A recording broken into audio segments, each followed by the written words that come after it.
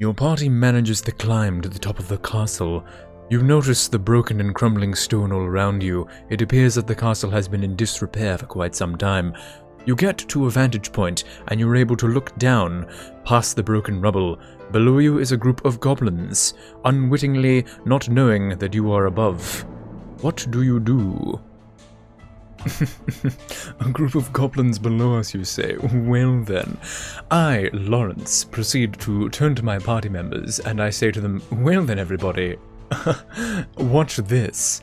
I proceed to jump down and Assassin's Creed style just jump on one of the goblins and just pull out one of my knives and just absolutely annihilate this poor little guy.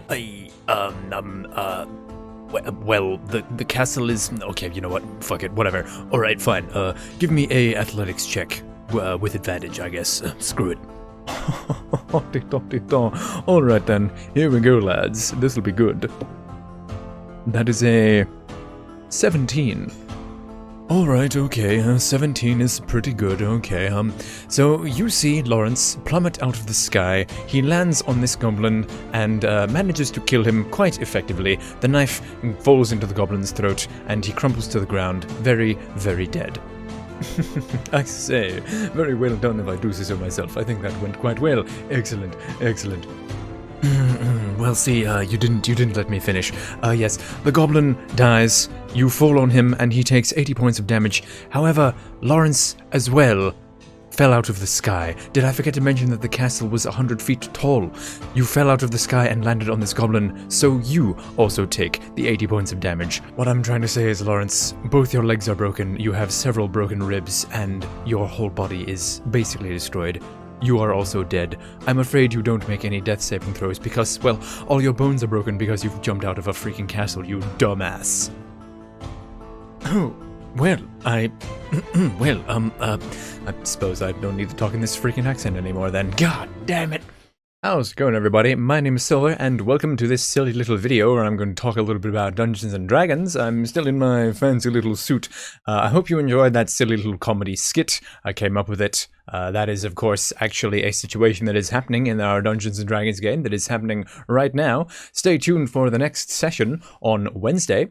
If you follow me on Twitch, and if you follow my friend basementsaurus on Twitch, we have been streaming and playing a game of Dungeons & Dragons on stream. He has also been recording the stream and putting it up on a podcast. I will have links to all these things in the description box down below. The Dungeons & Dingoes podcast. It has been quite a bit of fun. We've been playing for about 13 sessions now. We've been going for quite a few weeks. It's been quite a bit of fun. And Dungeons & Dragons, if you're unfamiliar, is an incredibly nerdy thing. And it's been super cool. So if you haven't checked out our Dungeons & Dragons stream, then this is the video in which I will explain on how you can do so. It's been pretty good. Anyways, guys, I'm going to collect my thoughts, and we're going to continue talking about Dungeons & Dragons in the rest of this video. I'm going to go put back my suit jacket now, because honestly, I don't really need it on now that the comedy skit thing is done. Alright then, everybody, welcome to this video where I'm going to be talking about Dungeons & Dragons, probably one of the most nerdy things you can possibly do with your life, but here we are. So then, where should we begin? When I first played Dungeons & Dragons, I played it with some friends of mine back in probably about when I was in high school, around about then, quite a long time ago. Now, my first experience with Dungeons & Dragons was not amazing. Not saying anything about my dungeon master. I actually played with a friend of mine, and their father was our dungeon master, and he was very good. He was very descriptive, he had a good imagination, and there was a good sort of thing going on there. He had sort of a good talking voice. He was a good DM. But the problem that I had when I first played was just the general aspect of the game, like the rolling of the dice. When I first played, I found it very odd. I was like, why do we have to roll these dice every single time? Like, I could just play Skyrim and I wouldn't have all these extra steps, you know what I'm saying? And also, there was the case with some of the players that I was playing with. A friend of mine, I shall not name any names, but she was playing as a rogue, and she felt it upon herself to every single time. Whenever we entered a new room, she would be like, I roll for checking for chests, I roll for checking for invisible traps, I roll for checking the door, I roll for hearing for any enemies, and she would just constantly want to roll for just the smallest mundane things, and it was very annoying. But aside from that, The very first time I played, I was a druid, and I rather enjoyed playing the druid. So druid was pretty cool. I had Empower Spell. So one of my favorite stories that I had from when I first played D&D, I chose a feat which was Empower Spell, and I used Empower Spell one time on Entangling Vines. We were in a massive sort of cave at the time, and my Empower Spell covered the entire floor of the cave in Entangling Vines, so thorns and vines were everywhere, and it made it hard for our enemies to move without taking damage, but it also made it hard for our entire party. So that was really fun, actually. I quite enjoyed that. So yes, my first time playing D&D, actually I wasn't super into it, and I thought it was just like, it's mega nerdy and I don't really get it. However, later down the track, I actually started up a game. I believe it was my suggestion, I think. But yes, a friend of mine who is quite a normie, she's not very into video games or just any, you know, just a normie. Normies! So I thought it would be cool if I got her into Dungeons & Dragons. A friend of mine, the same friend that I was mentioning before, her father was our DM, she has also grown into being a DM, and I asked her if she would be able to host a game for us. So we got my friend and some other friends, and she was our DM, and it was pretty cool. And this was my first time genuinely enjoying Dungeons & Dragons. It was really good. So the character I made for that game, this was like an IRL game that we were playing probably a few months ago. We might continue this game, actually. We kind of left off at a bad point. But anyways, the character that I made for this campaign, her name was Vali Juzirian. Now, she was is a sorcerer. She is a human sorcerer. She covers, she has long blue hair, very, very feminine and very, very sort of pretty. I like making female characters, I don't know why. But, so she wears a ball gown, a ridiculous, large, floofy ball gown that is a few sizes probably too big for her. And the secret reason for her ball gown is, when I make a character, I like to have sort of a big secret, sort of a big thing that's kind of like weird, and it's sort of like a hidden thing. And the big secret of this character, which was actually kind of cool, for those of you who are Dungeons & Dragons lore nerds, then you will probably know that Juzirian is a reference to the... Insert Dungeons & Dragons lore here. I of course already knew this because lore and story, but I'm on the Wikipedia just to make sure that my facts are correct. Juzirian was a coatl deity of community, peace, learning, and parenthood. So I gave my character the last name Juzirian as a subtle nod to the fact that in reality she is a coatl. Now, if you're unfamiliar, coatls are essentially giant, godlike serpent creatures. They are serpents with wings, so big serpents with wings, and they are able to polymorph and change their form. So my character is a coatl who is semi-permanently polymorphed to be a human, and she is in the guise of a human because she just knows that, you know, it'll be easier for her because, you know, people would probably want to hunt and murder her if she was in coatl form. And I thought it was a really sick character idea. I'm secretly a coatl, but I'm in human disguise. Very, very cool. Very cool. I totally didn't mention this in the video, Lamau. So for power balancing issues, my DM allowed me to be a coatl, but for the sake of argument, we said that I'm a young coatl, and I am still coming into my powers. My semi-permanent polymorph is imperfect, so my snake tail has to be hidden underneath my ball gown. Also, and this is kind of fun, so that I don't abuse the fact that I can transform into a much more powerful coatl, we say that there is a wild magic surge whenever I want to transform from human to coatl. If you're unfamiliar, a wild magic surge is essentially rolling a dice, and there is a pretty high chance that I will get a bad effect, such as summoning a fireball on myself that will explode and kill me. So I am very discouraged from transforming into coatl and using that form. Very, very cool. As a coatl, I have various telepathic abilities and stuff, but we've sort of homebrewed it to be like, in my human form, I have limited coatl traits. I am not able to understand people's thoughts or do that sort of thing.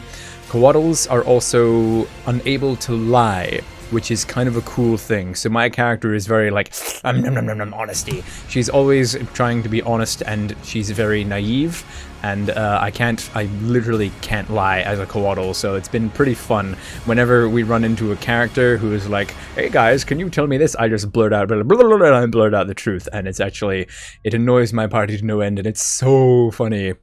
So yes, the big reveal that I did for my character, it actually worked out so well. I didn't discuss this with my DM, it just kind of happened. It was natural and it was perfect. I actually wrote down a miniature story of this moment because it was so sick, but I'll just recall it from memory for you. So we were in the town. We were in a town... Fudge, what was the town called? Maybe I will bring out my storybook. Hold on a second. I can't find the book. Fudge. Okay, whatever. We were in a town. This town is having a vampire problem. So there was a vampire attack on this town when we were in there. We were walking through the town to find a vampire. His name was something generic. Oh, it's been such a long time. This was such a cool story and I can't remember it. Fudge. Jake. Jake was the name of the vampire. She gave the vampire a generic name so that we would remember it. Personally, I think a fantasy name would have been more interesting, but you know, whatever. Jake was the leader of the vampires, or he's one of the higher-ups in the vampire society. And Jake was chilling in the big musical stage in the town. So in this town that we were in, there's a big music stage in the center of the town. And my character, being a coatl, sort of floofy kind of person, she is a violinist as well, and she plays the violin. So she would often go to the musical stage to play violin. So she sees this MFer on the stage, just murdering people, this vampire leader, and my character goes up to her and tries to shoot a firebolt at him. Jake is on the stage, by the way, and he's humming to himself and playing music. I believe he had an instrument as well. I think he was playing something. But yeah, so just imagine this crazy-ass scene, the dark clouds over this town, and there's this vampire guy on this music stage, bodies strewn about the stage, and he is just casually there, singing to himself, playing an instrument. He was playing an instrument. He was playing the violin too. So I am butchering this story, guys. Oh my god. Anyways, so this guy's on the stage. He's playing the violin. My character is playing the violin along with him. I decided that was a good thing to do. I have no idea. So I do a decent role to play the violin with him. We match songs. And we have a creepy little duet for a while, and then to keep the situation moving, instead of just standing there playing violin, I decided that I would put my violin away and shoot a firebolt at him. So I don't know why I decided to do that, but I did. I get a good attack roll on my spell, and I decide to blow up his violin with my firebolt. It was sick, it ended the scene, and then Jake, you know, he stands there and he looks shocked. His violin just exploded. Then he freaking vampire teleports. He swoops over to me, and he grabs me by the neck and lifts me off the ground. And I'm going, oh fuck, this guy's gonna kill me. As it turns out, I think I talked to my DM. He, in one attack roll, rolled enough damage to kill me, because I am a sorcerer, of course, I don't have much health. So yeah, just picture this scene, this vampire guy has me by the throat, I'm about to die, and then my coatl powers activate, and this was the sickest scene. This is what got me into D&D. I was just like, holy shit, this is so sick. So, he has me by the throat, I'm about to die. I open my eyes, and they flash green with magical energy. The air around me begins to swirl, and then the coatl energy and the magic inside me releases, and my polymorph breaks, and suddenly, before Jake the Vampire, is my true form as a coatl. So I am actually a young coatl. In this sort of story, I decided, you know, I'm a, you know, sort of a young coatl, so my powers are kind of like not as crazy. But even still, in my coatl form, I'm able to bite and do a poison attack with the bite as well. I'm able to coil and wrap around people, and in my coatl form, I have my full powers, so I have the telepathy ability as well, so I'm able to use, or is it the emotion one? Read emotions or read telepathy? I don't know, but in any case, it was an absolutely awesome scene, and then we proceed to beat the shit out of this poor vampire guy. My party comes in and helps me, and we kill his ass, and it was freaking dope. It was so dope. So moving on from that campaign, that's what originally got me into D&D, and I'm like, holy shit, this is the coolest thing ever. That was a really cool campaign, and I would like to continue it at some point. But now we get on to our actual campaign, the one that we are playing live on Twitch every Wednesday. Like and subscribe, follow us on Twitch. This has absolutely nothing to do with D&D, but here is my sister's dog, Moby. Hey bud, say hello to the people on YouTube. Isn't he such a... Oh, he's such a cutie. Oh, Moby. Okay, back to the topic at hand, shall we?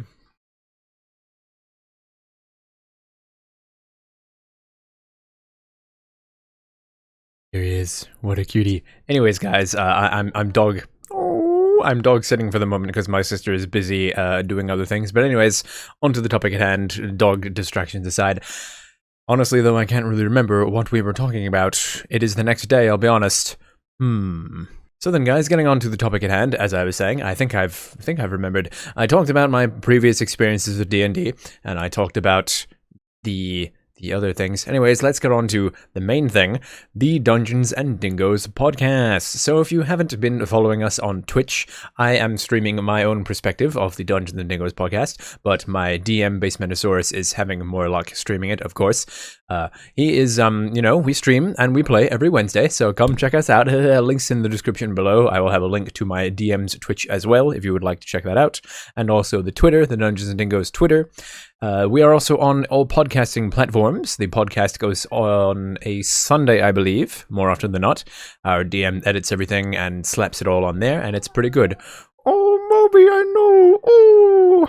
So everybody, the podcast has been fun. We have been playing the Lost Mines of Philanders, the Lost Mine of Flanders. It's been pretty cool.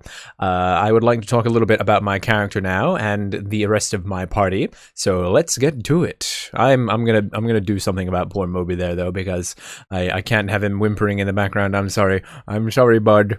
I'll go get mommy and daddy. It'll be fine, dude. Alright, the doggy distraction is gone. God, he's a cute little guy. Anyways, guys, getting on to the topic at hand, the campaign we've been playing has been quite a lot of fun. As I've been saying, the Lost Mines of Philander, it's been good so far. I'll give you a brief recap of what we've been doing. The campaign started out with all of our party members meeting in a caravan. We were a team of mercenaries, or working as mercenaries, and our job was to escort a caravan to the town of Philander. Various things happened. We ran into goblins, we murdered them all, and we visited the town of Philander. We hung out there for a while. Am I saying that correctly? Philanderer? Whatever, Philanders, Heidi ho! But yes, we went to the town, we went around there, and now we are currently moving on with our camera focus. We're moving on with our lives, and we're carrying on. We are going to a... There was a lot of backstory and exposition in the previous episode. There was some kind of magic mine with dwarves and stuff, and it was pretty sick. I'll have to get a bit of a recap and remember. We are, of course, we're playing the game weekly, so you'll have to forgive me if I don't completely remember everything week by week. But yes, it's been really fun. It's been pretty cool. We are enjoying it, each and every one of us. So then, and now we get to the portion of the video where I start to talk like this all of the time in my character's voice. Oh yes, I'm totally kidding. Anyways guys, I would just like to talk a little bit about my character now, the character that I'm playing in the game. I am playing as Lawrence Lulus von Einswold. I came up with a ridiculous over-the-top fancy man name. So Lawrence is a noble. He has grown up a noble in the town of Mithrin. You can check my profile out on D&D Beyond, by the way. I will have a link in the description below for my D&D Beyond profile. I have written a ludicrously long backstory for Lawrence. I am that kind of guy. I'm very interested in backstory and character details like that, so it's been pretty fun. Lawrence grew up in the town of Mithrin, and he has never wanted for anything.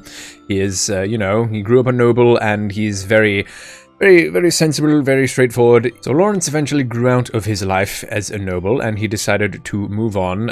I haven't really confirmed the details yet because I'm great at writing backstories, but essentially one of his uncles did a very despicable thing using his noble privilege. He beat down and murdered a commoner person, and Lawrence witnessed this and realized, like, oh, hold on a second, maybe nobles are kind of shitty people, and he didn't really want to become that kind of person. So he decided when he was about the age of 25, I believe I set it as. At the age of 25, he decided to leave his hometown and become an adventurer, or just general explorer, and go out and make his own way in the world. During his time in Mithrin, he decided to train in various methods of combat. He has gotten his father's permission and trained in various weapons. I kind of want Lawrence to kind of be this like jack of all trades, like he knows how to use most combat weapons and he's very learned in fighting styles. Being a fighter/rogue, he also, Being a fighter, he already has proficiency in most weapons anyway, so it kind of fits in.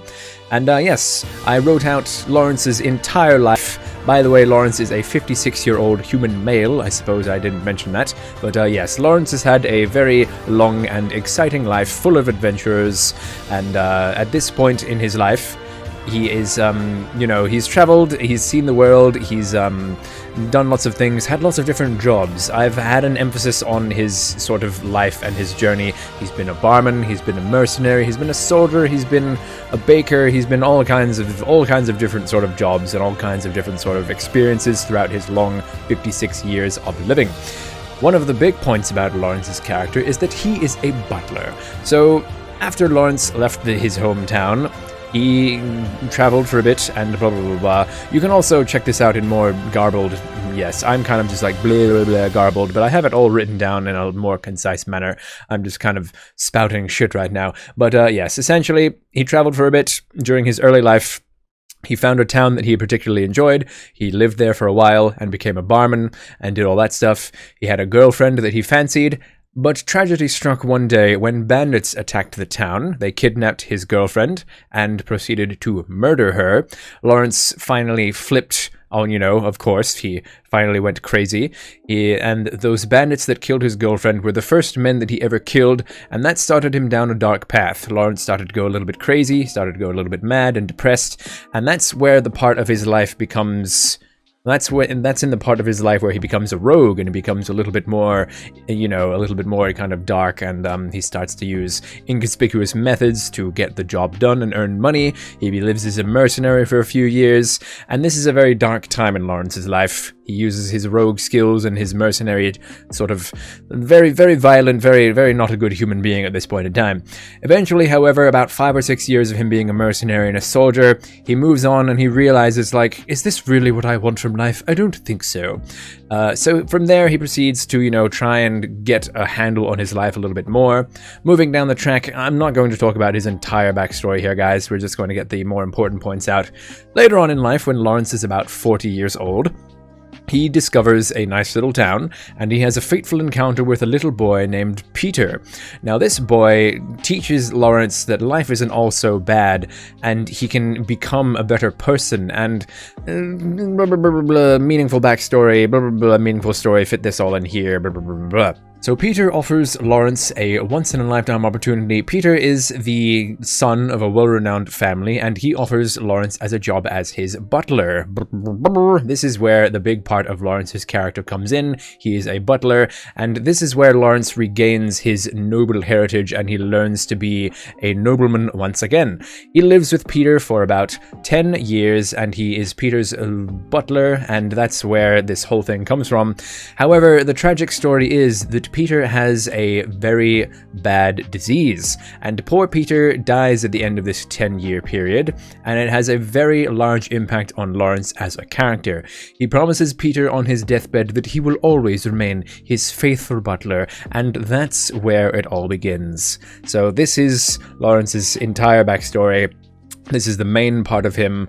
So only until recently, about 10 years ago, has Lawrence regained his noble heritage, and he's become the hoity-toity fancy man that he is now. My party does not know any of this, and they constantly assume that Lawrence is just a shit person, and he's a noble, and ha ha ha, let's make fun of Lawrence because he's a noble, but that's not the case, you nerds.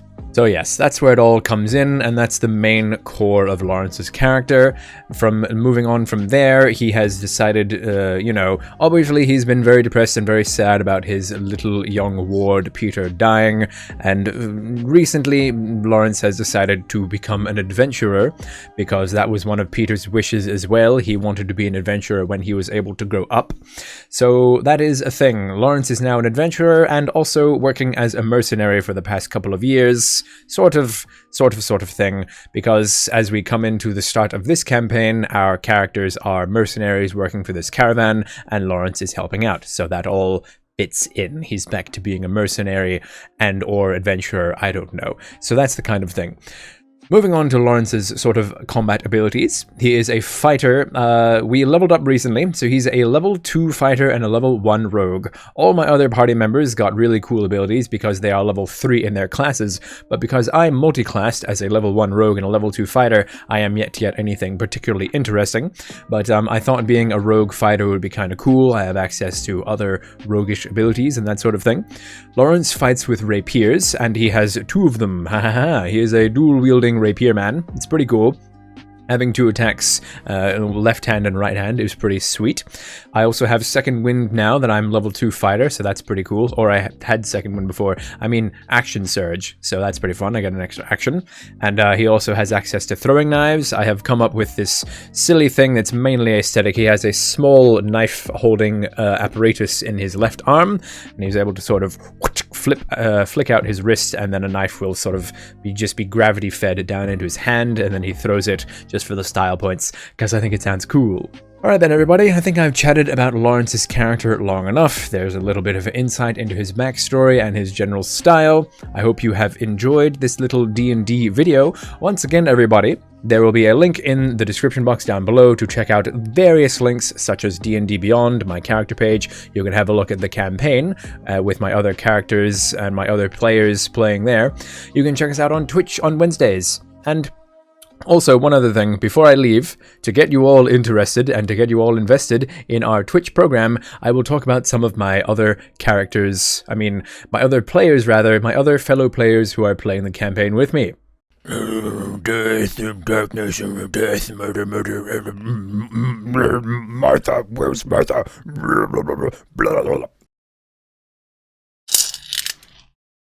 Do you like my shitty attempt at the interpretation of your character, Korga?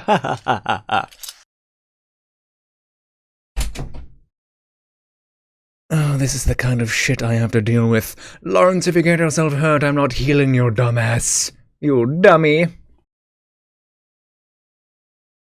Yeah, I'm like a fox or something. Yeah, it's kind of whatever, you know. Oh yeah, if Lawrence gets himself killed, I can bring him back as a zombie or something. Ooh, that'll be kind of cool. Ooh. Kazi does not care either way. Kazi does not really speak much, to be honest with you. Meow. Wait a minute, this is a sword. I have a morning star. Ugh. Well, whatever. Lawrence is alright, I guess. I don't know. Anyways, to battle. Hey guys, I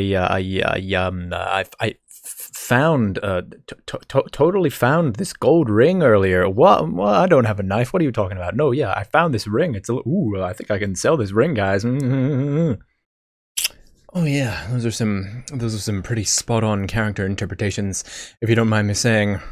Pretty good. Alright then everybody, those are some really just spot-on character interpretations. I did my best to come up with something funny for them to say. It's kind of hard thinking off of this shit off the top of your head. Anyways, we have Kakari, who is an elf druid. She is basically the healer in our party, and she's always very upset with me whenever I do something adventurous and exciting and brave. Yes, so that's kind of cool. We have Kana, who is a Kitsune Weeaboo warlock. Just kidding. She is a fox person, a Kitsune, and she is a warlock. I'm actually really curious about warlocks. They sound really cool, so maybe I'll play a warlock sometime. We have my boy Korga of Iron, who is a human fighter. He's an absolutely insane murderer guy who has a skull mask and a black cloak and a huge scythe, and he goes around bleeding and pissing on all of us. It's pretty insane, honestly. It's pretty insane. We have Soft Jizz, and those are some of his nicknames. I'm totally kidding, those aren't his nicknames. He is a human cleric fighter. Oh, cleric fighter, yeah, he's cleric, yeah. He has a big morning star, but I didn't have a prop morning star or a prop shield to use. I didn't have a prop afro either. I'm sorry, I did my best, but he's a bro. We have Lothran Nilo. Ooh, I didn't do a cosplay for Lothran. Anyways, sorry, bud. Sorry, I'm all out of ideas, Chief. I'm gonna be honest with you. Lothran is a elf rogue, arcane trickster kind of guy. He likes to steal shit, and he's very, very, very shady and And then we also have Volk Bambi. Volk is a tabaxi blood hunter. He is a cat man, and he speaks like Kazi. Just kidding. I am one of the few people who actually put on a character voice, but you know, character voices are not for everyone. Korga does a pretty good job of being like a creepy dude. And yes, that is our party. We have quite a large party. There's quite many of us playing. So unfortunately for our DM, whenever we run into a monster, the monster inevitably gets shat on. Unless the monster or the enemies that we're fighting roll good initiative, they are about to be attacked by 7 people. 1, 2, 3, 4, 5, 6, 7. Yeah, so you know, it's kind of a rough thing. I guess our DM doesn't want to absolutely annihilate us and murder us all, but at the same time, well, I suppose, you know, it all comes down to dice rolls. But I mean, the DM could maybe stand to send something tougher for us to fight. And don't get any ideas, buddy. But you know, I think we can handle it.